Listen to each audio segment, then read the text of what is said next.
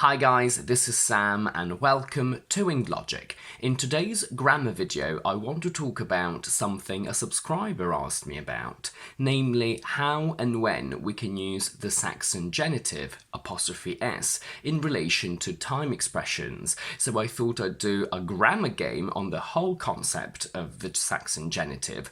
But while I was editing the video today, I realised that once again I gave you far too much information to take in all at once. So I've decided to do something a little bit different and to split this video and game into two parts. So whilst I will give you the solution to the grammar game, today I won't tell you why the sentence that is correct and how to correct some of the wrong sentences. For that you will have to watch the second half of this video, which will come out next week.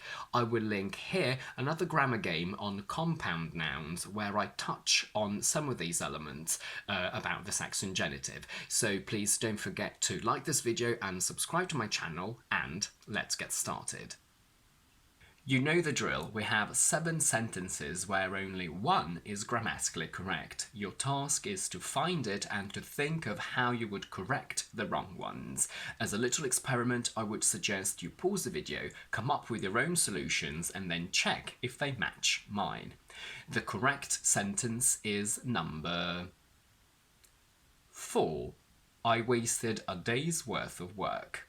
Let's see why. As a general idea, we use the Saxon genitive when the owner or user is a person or animal. The car of my mum becomes my mum's car, where we drop the article the related to car. But if I say the car of the woman, we then say the woman's car because this article the is related to woman and not to car. When the owner is a thing, we don't use a Saxon genitive, and we have a few other options that we can use. But unfortunately, there are no strict and all-encompassing rules that cover all the cases that we have.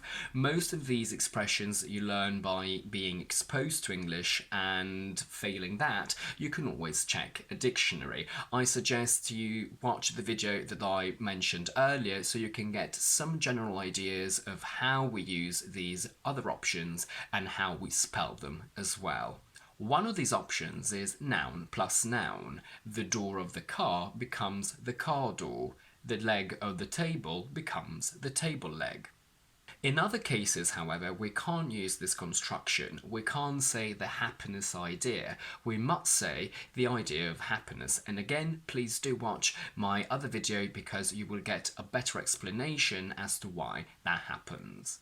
And we also have some exceptions. We can say the train's arrival with the Saxon genitive, or the arrival of the train, the Earth's circumference, or the circumference of the Earth.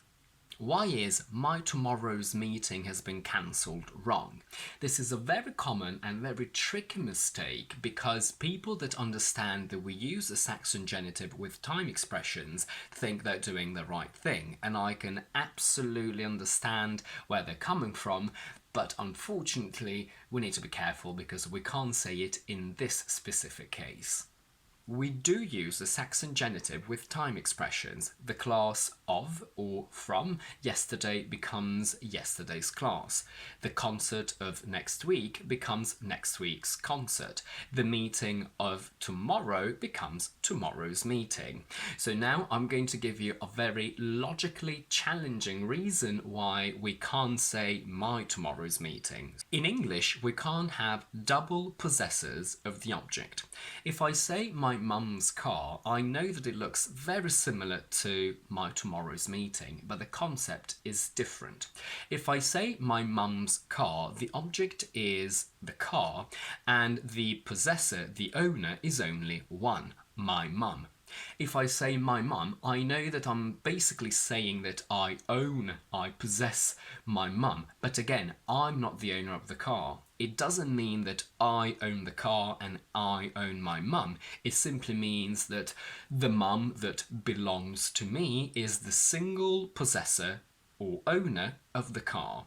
Following this rule, if we say my tomorrow's meeting, because we need only one possessor, that means that the meeting belongs to my tomorrow. But conceptually, tomorrow can't be owned. It's not mine and it's not yours. So that's the problem.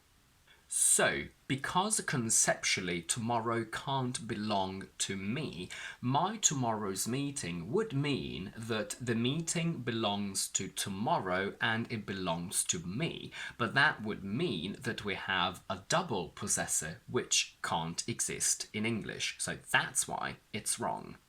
Instead of saying my tomorrow's meeting or my yesterday's meeting, we simply say my meeting tomorrow, my meeting yesterday.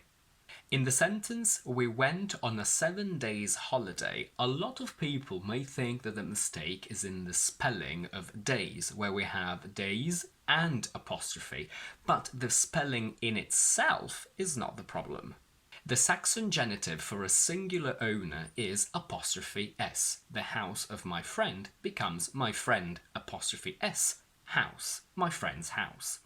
But when we have a plural owner ending in s, the Saxon genitive is expressed only with an apostrophe.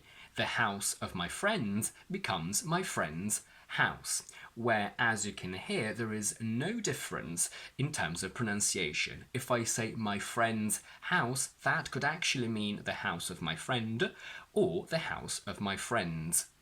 So technically the word days apostrophe exists, but let's look at the construction with holiday. If I say the or a plus something that we can call x holiday, this x is an adjective. Nice, long, the nice holiday, a nice holiday.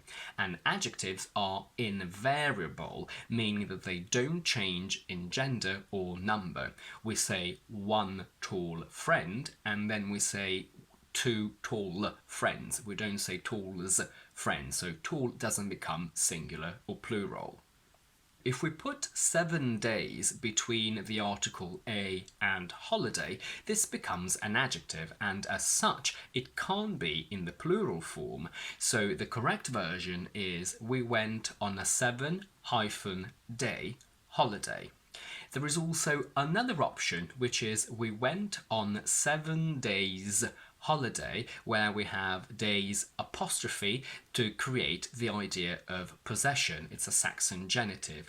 But although this is correct, we do not use it. I've never actually heard it, and it would sound slightly strange if I did, so please stick to the first option. If you really want a different formula from a 7-day holiday, instead of saying 7 days holiday, which is very uncommon, you can simply say a holiday of 7 days.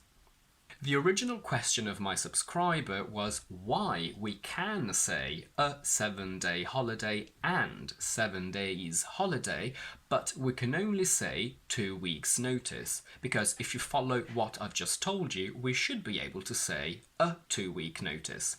Now, the reason for that is very, very simple, and it's only related to the word notice, because notice, when it means warning, is uncountable, meaning that we can't say a notice or one notice and 2 notices. We can only say notice. Since we can't say a notice, we can't say a 2-week notice. So the only possible option is I need to give my boss 2 weeks notice using the Saxon genitive, where we have weeks and apostrophe because weeks is already plural. The same thing happens with the word experience when it means knowledge, because it's uncountable. We say I have 3 years apostrophe experience, and we can also say, though, I have 1 year's experience, because this 1 refers to the amount of years, not to 1 or 2 experiences. And that's it for today. After this logically challenging grammar game, you're now free to go and to relax a little bit. But I do recommend you watch my other video on compound nouns just to get a little bit more details about this whole topic. If you like this video, please don't forget to give it a thumbs up and to subscribe to my channel down below. And do let me know in the comments if you have any questions about this topic and if you guessed the correct solution from the very beginning. I will see you on Thursday and Monday with my quick vocabulary videos and on next Tuesday with my next explanation one.